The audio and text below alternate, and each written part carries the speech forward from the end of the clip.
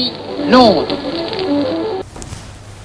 Paul Samuelson, the Nobel Prize-winning economist, was once challenged to name a single proposition in the whole of the social sciences that was both true and non-trivial.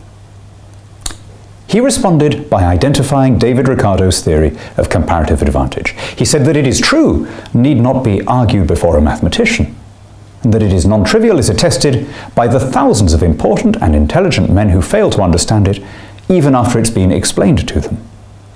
Well, it's 200 years, precisely, since Ricardo propounded his counterintuitive idea in 1817.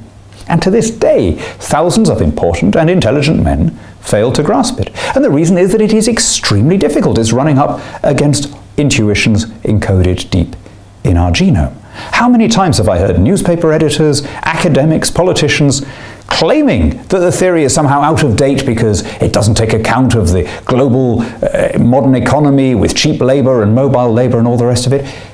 It was precisely that David Ricardo was setting out to answer in the first place. So how are we to explain the theory? Well, it's difficult.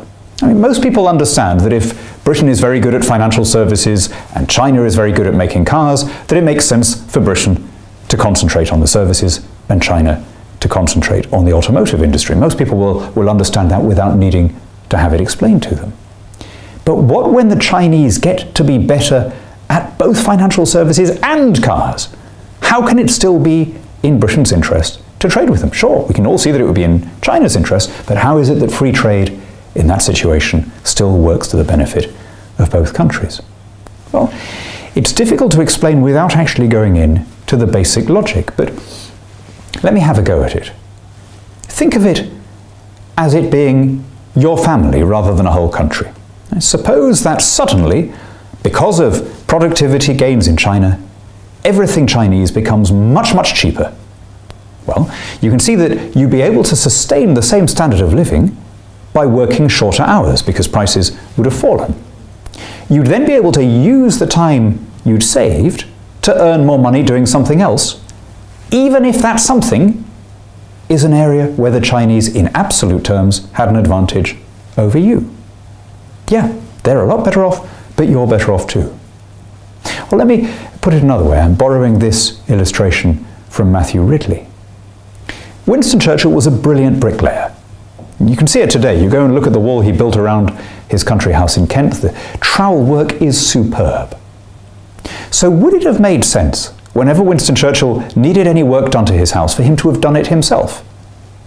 Well, I think most of us understand that it wouldn't have done, because he had a comparative advantage as a politician, a speech writer, a speech maker, and indeed, ultimately, a winner of wars. So it would have made sense, when Churchill needed a builder, to get somebody else to come in and do it for him, even though he, Churchill, might have done a better job than the builder. That's the essence of comparative advantage. Well, the fact that it's taken this long, and I'm still not sure that I've convinced you, shows the basic problem that politicians face. Which is why I've come to the conclusion that really the only way to show that free trade works, even in a world where others have cheaper costs and greater productivity, is to do it. When you open your markets without reservation, in a way that Hong Kong or Singapore, or more recently New Zealand and now Australia have done, nobody wants to go back. People see that inviting the traffic and commerce of the world raises standards for everybody, especially the poor.